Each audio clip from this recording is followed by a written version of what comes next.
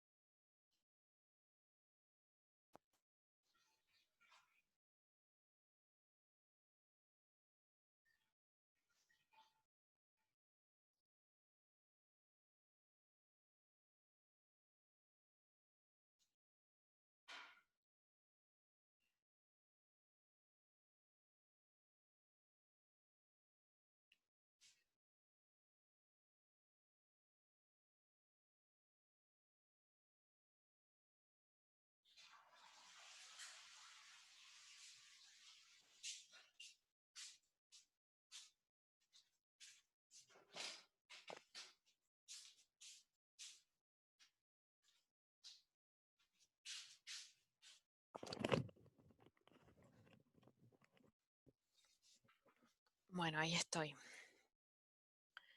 Bueno, entonces, el pulso arterial lo podíamos medir entonces de estos 4 lugares. Bien.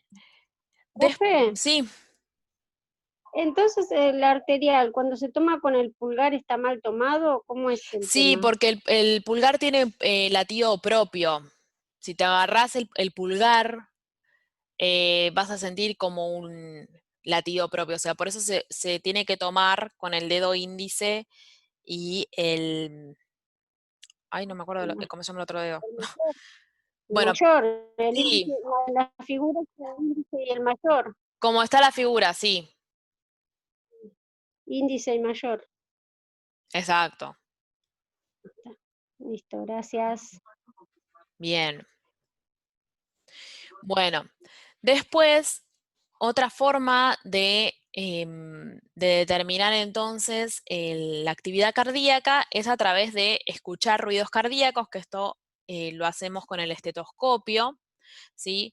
Colocamos el estetoscopio en lo que es la zona del mediastino, que es justamente, ¿se acuerdan que era donde se ubicaba el corazón, ¿sí? Entre los dos pulmones. Y es la determinación de mayor fidelidad, ¿sí? Porque justamente lo hacemos con este instrumento y se supone que lo hace el médico y entiende la representación de un determinado ruido, que justamente son lo que va a tratar de prestar atención es los ruidos que hacen las válvulas al cerrarse, al abrirse y demás. Bien. Bueno, y acá en esta me voy a explayar un poco más, que es acerca de la presión arterial, que es algo que se hace mucho en la farmacia, ¿sí? Donde se determina la presión arterial. Justamente la presión arterial, como les puse acá este dibujo, es la fuerza que va a ejercer la sangre sobre las paredes de las arterias, ¿sí? Es decir, esta fuerza, que yo acá se las puse con una flechita, que ejerce la sangre sobre las paredes de la arteria y que justamente es proporcional a la fuerza con la que el corazón se contrae. Bien, entonces si conocemos la fuerza con la cual la sangre ejerce sobre las paredes de la arteria, vamos a conocer la fuerza con la que el corazón impulsa la sangre a la arteria. O sea, conocemos una, conocemos la otra, ¿sí? Entonces, acá les puse una imagen donde, bueno, acá es como con una imagen con un tensiómetro como RePro, pero bueno, ustedes capaz pueden estar más familiarizados con este, donde se coloca entonces un manguito en el brazo del individuo. En este caso, bueno, no es justamente tenés es como es tiene un visor que te muestra absolutamente todo, que simplemente lo infla el manguito de manera automática, pero en general nosotros tenemos ¿sí? que es esto que yo les puse acá. Tenés el tensiómetro que va midiendo justamente la tensión, se insufla el manguito con esta bombita, ¿sí? Va inflándose, comienza a presionar el brazo y fíjense lo que pasa con la arteria. O sea, la arteria que iba con un calibre normal se colapsa, ¿sí? Entonces se coloca el estetoscopio por debajo del manguito como para escuchar, ¿sí? Lo que va sucediendo con el vaso. Entonces, comenzamos a insuflar el manguito hasta que escuchamos un ruido donde la arteria colapsa. En ese momento, nosotros tenemos que tomar nota o tener en cuenta cuál es la presión que está marcando el tensiómetro, ¿sí? Y esa presión es lo que se denomina presión arterial máxima o presión sistólica, que como les dije, es cuando el corazón se contrae, es decir, representa a la presión con la que se eyecta la sangre. Y normalmente va a tener un valor de 120 a 140 milímetros de mercurio. Milímetros de mercurio es una medida de presión, ¿sí? Es una unidad de presión, es como decir kilogramos es una unidad de masa. Bueno, milímetros de mercurio es una unidad de presión. Luego entonces comenzamos a aflojar, ¿sí? Es decir, desinsuflamos el manguito. Acá tiene como una valvulita, ¿sí? Donde comienza a salir, donde permite la salida de aire desde el manguito. Entonces vamos a continuar escuchando hasta que vemos, hasta que escuchamos que la arteria se expande, ¿sí? Es decir, que el flujo de sangre vuelve a reanudarse. Y esa presión es la que vamos a también tomar nota, que es la presión arterial mínima o diastólica, ¿sí? Que va a representar el llenado, ¿sí? La relajación del músculo cardíaco. Entonces, si conocemos una, conocemos la otra. Conocemos entonces la presión arterial máxima y mínima, es decir, vamos a conocer la presión que ejerce la sangre en la sístole y la presión que ejerce la sangre en la diástole. Entonces, acá les puse qué estaba pasando con el flujo de sangre en el vaso sanguíneo que estamos nosotros escuchando. Entonces viene la sangre, esto es el estado normal, ¿no? Antes de insuflar el manguito.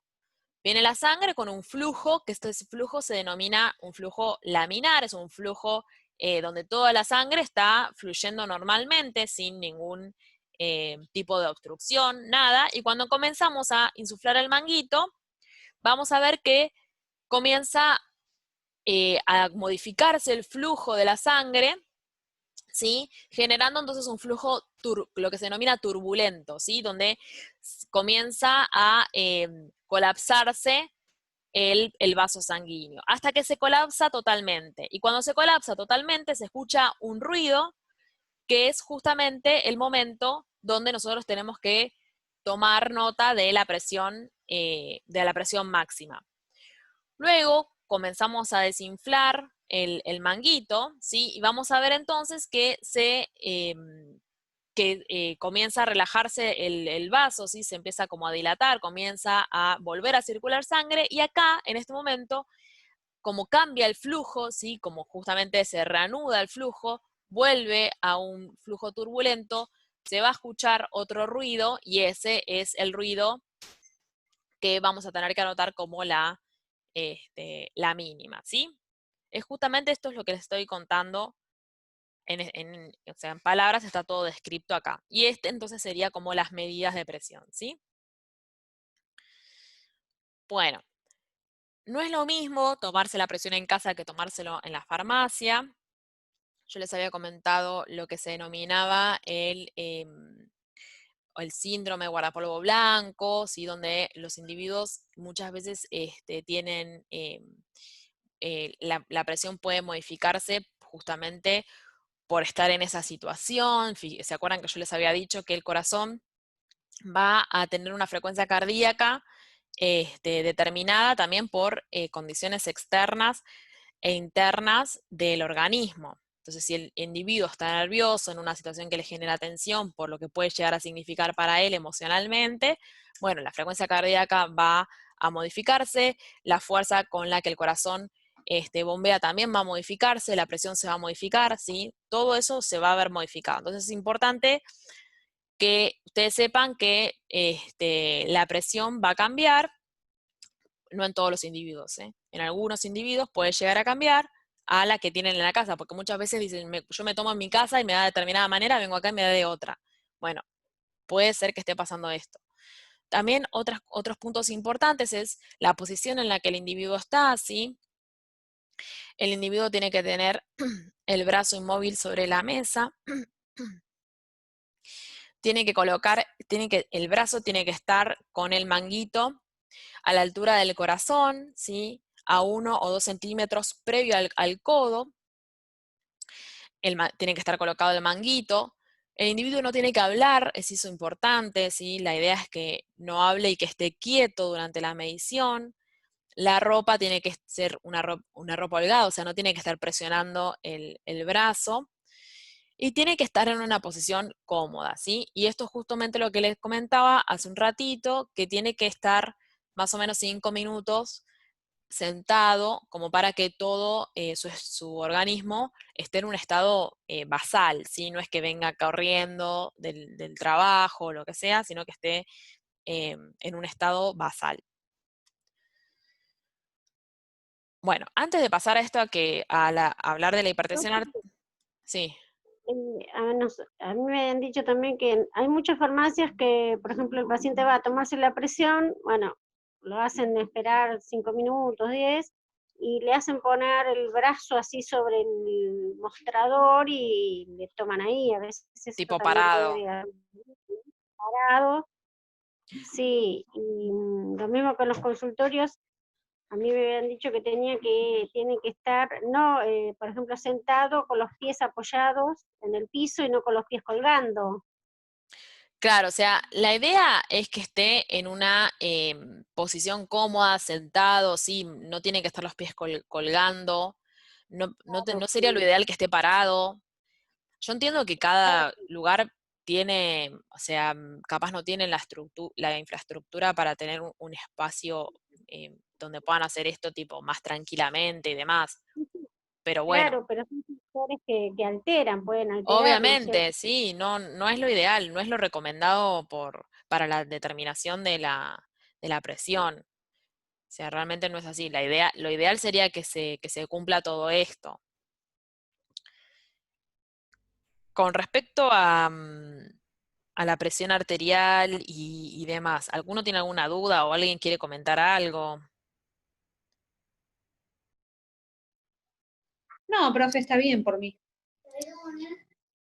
Yo quería hacer una consulta. Sí, No sé si ya la hicieron. El tema es cuando te agarra, por ejemplo, un ataque del corazón y te morís. O sea, qué es lo que le pasa ahí al corazón? Exactamente. cuando tenés un infarto, Sí. claro, no, en esos momentos lo que está pasando es que el corazón le dejó de llegar sangre, o sea, el corazón tiene su propia circulación, ¿no? Tiene capilares que llegan y que nutren a ese músculo que está en movimiento. Entonces, cuando el corazón no le llega esa sangre, porque, por ejemplo, se obstruyó algún vaso, porque el individuo, por ejemplo, era obeso, y demás comorbilidades que puede tener, como por ejemplo hipertensión y demás, parte del tejido cardíaco muere, ¿sí? Porque no le llega sangre, no le llega oxígeno, listo, murió. Entonces, si la cantidad de tejido cardíaco que está comprometido es alta, el corazón va a dejar de funcionar porque ese tejido muscular está muerto. Entonces, si el corazón deja de funcionar, el individuo muere, pero hay situaciones donde lo que se muere es una parte chiquitita del tejido, entonces el individuo sale de ese cuadro, ¿sí?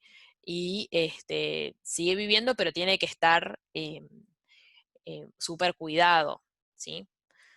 Pero es básicamente la muerte del tejido cardíaco por una falta de llegada de sangre, por un vaso obstruido. Bueno, gracias. Después yo les quería comentar un poco de hipertensión arterial, ¿sí? Que me parece que está como ultra relacionado. Muchas veces les puede llegar a la farmacia un individuo que, por ejemplo, se siente mal, prácticamente llegan con dolor de cabeza, es como un cuadro muy característico, y eso está muy relacionado con el aumento de la presión, ¿sí? Ahora, que ustedes midan una presión arterial en una vez de manera aislada, no implica que el individuo sea hipertenso, ¿sí? Puede haber tenido una situación estresante en el trabajo, lo que sea, y que le generó un cuadro de hipertensión, pero de manera aislada, o sea, ese momento, ese día y listo. Justamente la definición de hipertensión arterial es un aumento sostenido de la presión arterial sistólica y o de la presión arterial diastólica, ¿sí? Es un aumento sostenido. ¿Qué significa eso? Que tiene que venir, el individuo tiene que, o se le tiene que detectar un aumento de presión en una ocasión y en una segunda ocasión una semana después, ¿sí? Es decir, tienen que ser esas dos ocasiones separadas por una semana para que se diagnostique, y eso igual lo hace el médico, pero para que al menos se tenga la sospecha de que el individuo padece hipertensión. Eso es clave, ¿sí? Porque muchas veces pueden decir, bueno, no, ¿qué onda? Soy hipertenso. Bueno, no, o sea, esto puede ser algo aislado, ¿sí? Para la hipertensión, primero, Claro, pico, sí, tiene que ser, pico sí, no me acuerdo cómo se dice, pico hipertensivo es. puede ser un pico hipertensivo, totalmente, por una situación que haya tenido el individuo ese día. Profe, una Sí, pregunta. Y por ahí es una pavada, no, pero está bien. yo escuché que en algunos sanatorios, cuando va una persona así con un pico, que no se sabe por qué es, lo dejan en una sala a oscuras. ¿Eso por qué es? ¿O para qué? No, puede ser que el individuo lo que tenga es una contracción cervical, ¿eso decís? ¿Una Sí, cefalea? escuché que como que el procedimiento era, nos ha pasado en la farmacia que viene alguien y tiene la presión alta y nunca la había tenido, y después nos cuentan que van a los sanatorios y les dan algo sublingual, Tipo algún medio clorazepam, relajante, algo así. Ah, un y los clonazepam. Es para que se tranquilice, porque a veces el mismo estado del estrés que le produce es como que aumenta más su presión. Entonces, depende, también hay, cuando la gente se va a operar, Sí, generalmente tienen presión alta, porque el miedo, el estar pensando, que están maquinando en cómo va a ser la cirugía, ya le sube la presión. claro. Es frecuente. Entonces se lo aísla, se lo deja un ratito tranquilo con la luz, en oscuridad, está oscuro, y se lo deja tranquilo para que le baje la presión. Claro, para que lo claro, pueda me habían resolver contado solo. y tenía la duda, digo, ¿por qué será? ¿Tendrá algo que ver o bueno, nada? No, más que nada es para que se quede tranquilo, porque bueno, todo le generó una situación de estrés, pero pasa generalmente cuando se van a operar, a veces no pueden entrar a cirugía justamente porque es inmediato que le sube la presión. Bueno, genial, buenísimo. Me encantó ese Sí, dato. pero eso a veces también es medio psicológico, te cuento. Mi mamá es hipertensa crónica, hemos ido al consultorio con 23, una vez la acompañé a un control, tenía 23 y el médico se dio cuenta cuando la revisó y ella no tenía ningún síntoma. Y una vez se tenía que operar estaba internada para operarse de vesícula Sí, y la tuvieron internada varios días porque estaba muy inflamada. Entonces, fue una época que acá en José C. Paz, el Hospital Mercante, no había a veces anestesista. Entonces, cada vez que le decían, te vamos al quirófano, le subía la presión, se suspendía. Le hicieron así 3 días, al cuarto día le dicen, no, te vas a ir a tu casa porque no hay anestesista, te vas. Y a los 5 minutos vinieron, la llevaron la al engañaron. quirófano creo que ni tiempo a subirle la presión y lo Claro. operaron en ese momento lo más bien. Bueno, es que justamente está justamente gobernado también por una parte emocional muy grande. Sí, hay, profe, Sí, cuando uno tiene episodios nada más de presión alta, que pueden ser nervios o estrés, se hace un estudio, a mí me hicieron, que es re incómodo, horrible, que es la presurometría, que te ponen el tensiómetro 24 horas. claro, exacto. Entonces, ahí ellos sí pueden ver, porque vos tenés que hacer la actividad normal, todo lo que haces lo haces igual, entonces después le llevas y ellos ven si es algo, Claro, y tenés porque que vos anotar lo que tenés mucho. hiciste también, ¿no? No. Holter, Claro, sí. Sí, Y eso es después re feo, a mi mamá también se lo llevas pusieron. todo después le llevas todo al doctor y él te dice, a mí me hicieron, pero no me dio hipertensión porque dio como normal, se ve que era cuando me pongo nerviosa o algo de eso. Claro. Sí, Pero cada 4 horas se inflaba el tuyo. Sí, no, cada menos me parece. No, cada media hora. Se infla re feo, te- parece que te va a explotar el brazo. se te infla cada media hora y Sí. encima decía que yo no lo hacía, ¿no? Pero cuando ibas por la calle y se te inflaba, tenías que pararte y levantar el brazo, ¿no? oh, claro, re denso. Realmente no lo hacía porque el tema de día no era tanto, el tema es que es a la noche, a cada rato. Después me agarró como una alergia del coso. No, la Sí, verdad no, que re feo. hay cosas peores. No es que es lo último, hay cosas mucho peores, pero que es re incómodo. Es terrible. Claro, sí, además tener cuidado con que no lo mojes, no lo toques, porque Claro, no, mi, es ma- mi, terrible. ma- mi mamá también se lo hizo el año pasado y lo tuvo sí las 24 horas de hacer vida normal claramente, porque dicen que tenés que hacer vida normal, la verdad, para que te tome bien. Y Claro, se lo tenés que ir a hizo, trabajar. sí, y cuando fue, resulta que no le habían puesto una memoria, Ay, no, qué no había grabado bronca. nada, no había grabado Ay, nada. Ay. Aparte, por ahí hace ruido, entonces yo hice normal, iba en el colectivo, y se ve que la Sí. persona que iba al lado se daba cuenta y me miraba porque hace como un ruidito. Entonces la persona que iba al lado como que me miraba diciendo de dónde le sale ese ruido, porque yo iba toda tapada para que no se viera. Claro. Pero bueno, eso da realmente el diagnóstico de la hipertensión. Pero Claro. se desinfla el aparato porque se infla y después se desinfla y ahí te miraría feo el otro. Estabas con problemas, Gloria. Claro, es como que se infla cuando te toman la presión, porque eso es lo que hace. Claro, sí, Exacto. por eso. Obvio, sí. Bueno, justamente unos datos curiosos de esta patología es que solo el 50% de los individuos que padecen hipertensión conoce que lo padece justamente porque es asintomática, ¿sí? Es decir, ¿cuándo es que vamos a tener la sintomatología? Es cuando ya tenemos las comorbilidades. ¿Qué significa esto?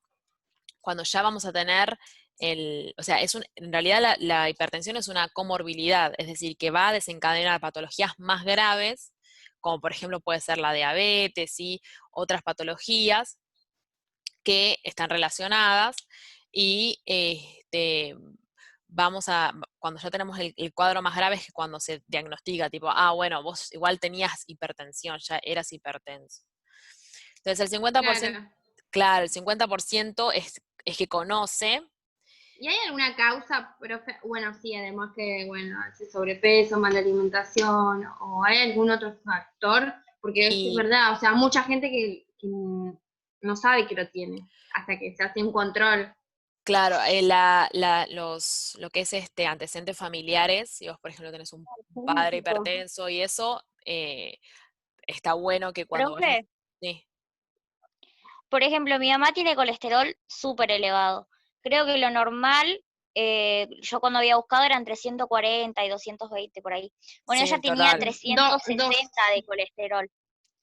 Y le hicieron esto de la 300, creo que es. hipertensión y le habían dicho que por colesterol y por diabetes y esas cosas también puede ser hipertensa. Sí, obvio. Está todo súper relacionado.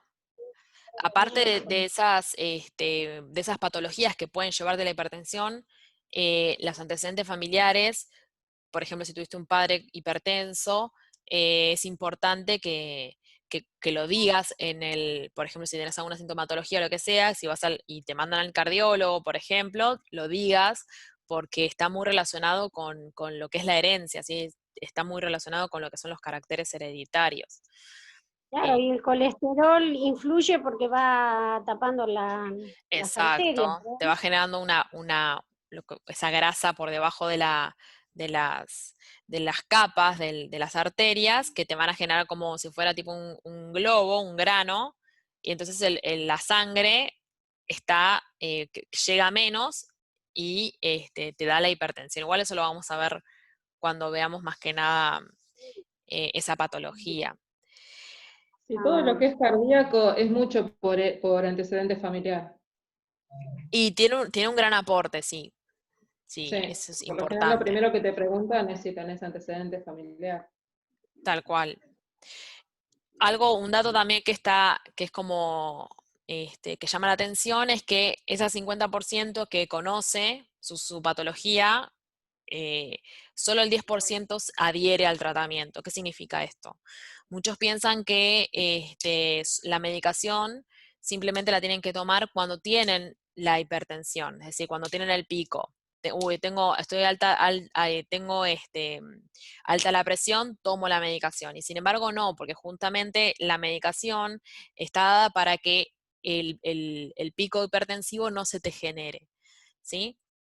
Es decir, es para evitar llegar a eso. Si ya llegaste, por más que tomes la pastilla, no te digo que no te va a hacer nada, pero la idea es que el tratamiento está destinado a evitar ese momento, ¿sí?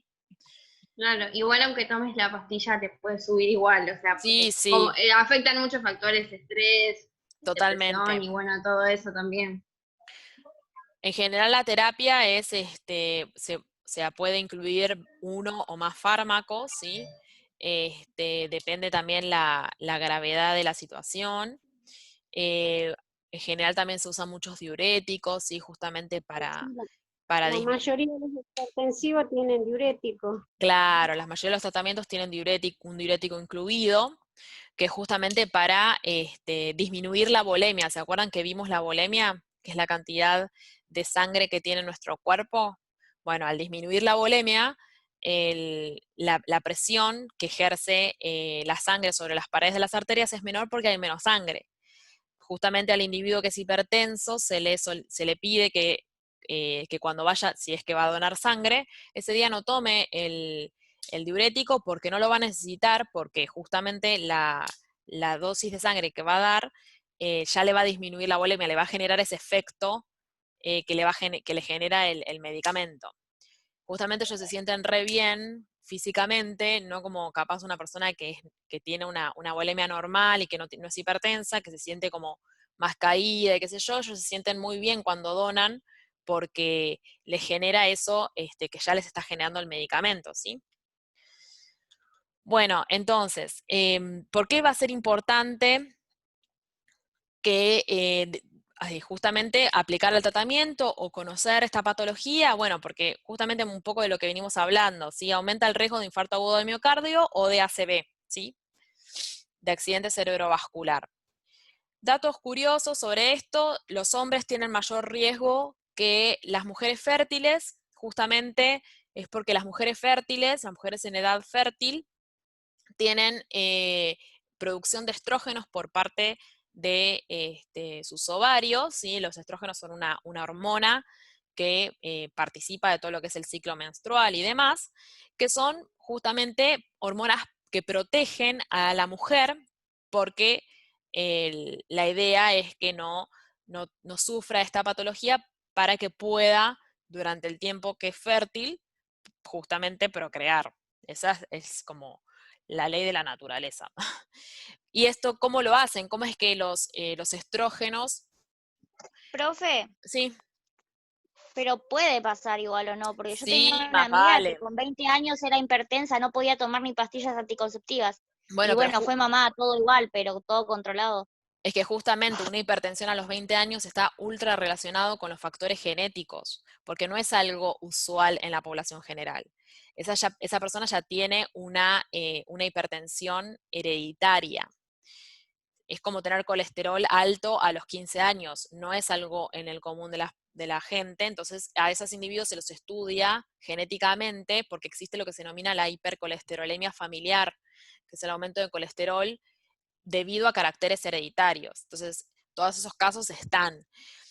Pero en lo que es el común de la población, las mujeres fértiles, por su producción de estrógenos, que justamente aumentan lo que se denomina el óxido nítrico, que lo habíamos visto en la clase de dolor, de metodología, ¿se acuerdan del óxido nítrico? Que te generaba la dilatación de las arterias para la llegada de sangre. También habíamos hablado de la erección relacionada con el óxido nítrico.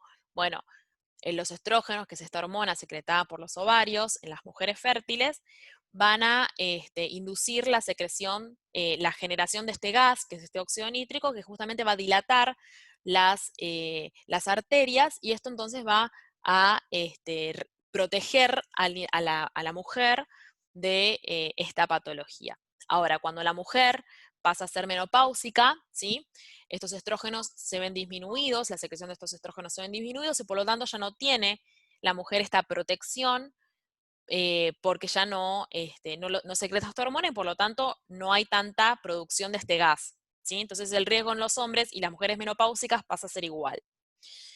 Y por último, también tengo mayor riesgo en ancianos y en personas añosas, en personas adultas mayores, porque con el paso del tiempo, ¿sí? Las paredes de las arterias se vuelven muchísimo más rígidas, ¿sí? No son tan elásticas, porque justamente todo se va deteriorando con la edad. Entonces eso hace que les sea más difícil dilatarse. Entonces hay la presión que ejerce la sangre sobre las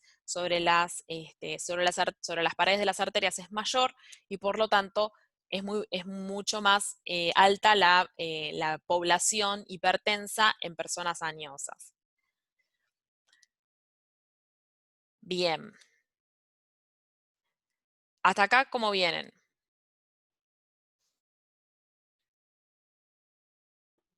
Bien. Bien, bien. Bueno, Bien.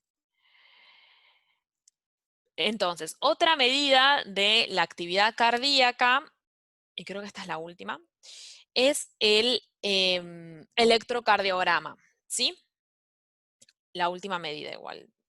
La clase sigue un poco más. Entonces, el electrocardiograma va a ser un registro, ¿sí? Que es un registro gráfico de lo que es la actividad eléctrica del corazón, ¿sí? Es decir, lo que les estaba contando de estas secuencias de polarización y despolarización que tienen las fibras musculares cardíacas.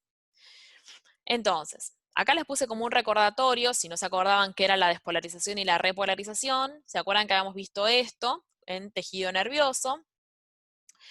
Dijimos que las bombas de sodio y potasio, que en estadios normales iba a tener sodio afuera y potasio adentro, y cuando las bombas de sodio, potasio, TPasa se activaban, iba a ingresar el sodio, iba a salir el potasio, se iban a invertir las cargas que teníamos, ¿sí?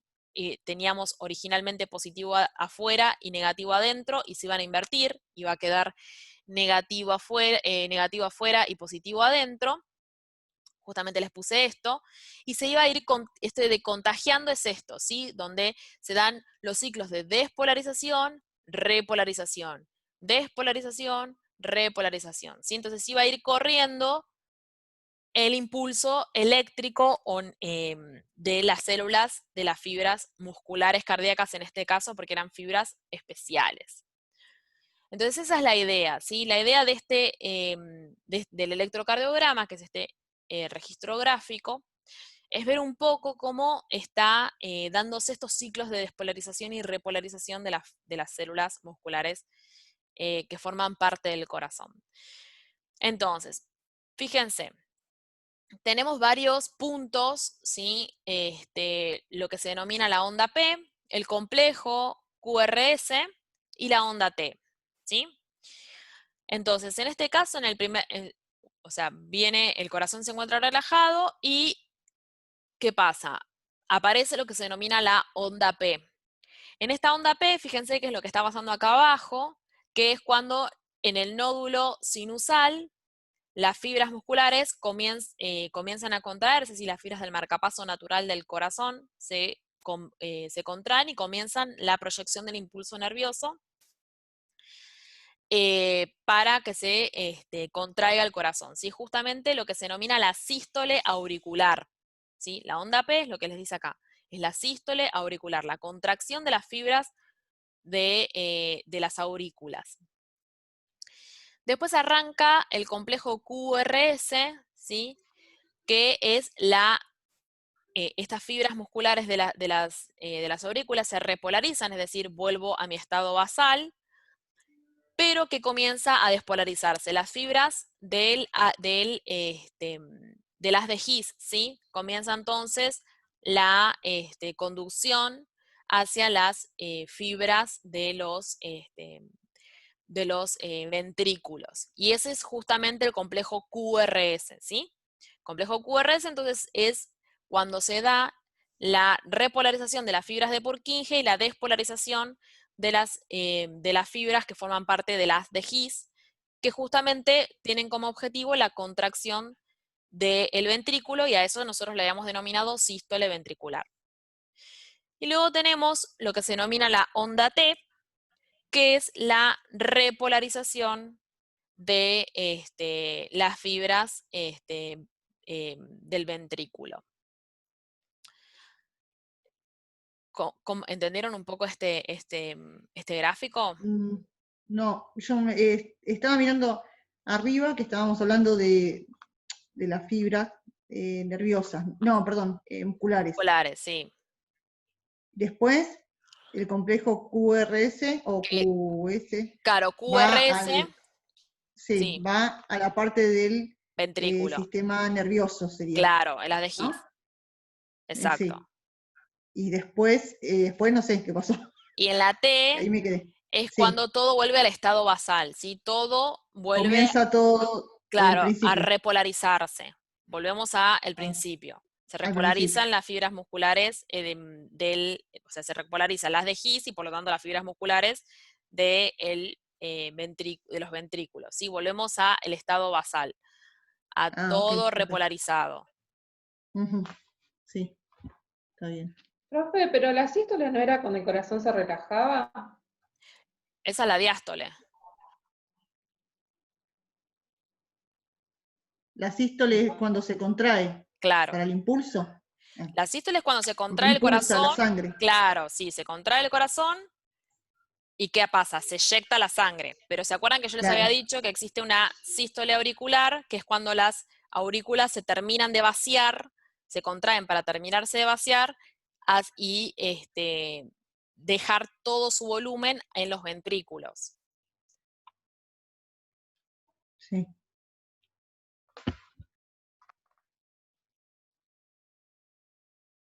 ¿Alguna duda?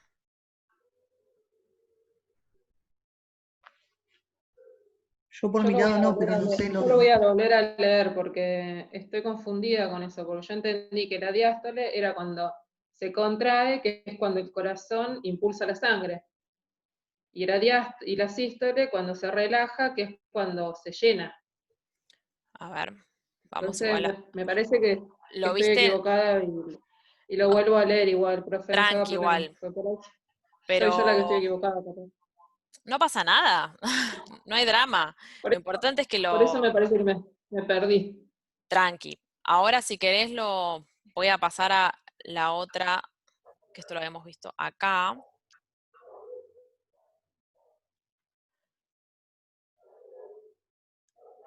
Igual me queda nada, pero no importa.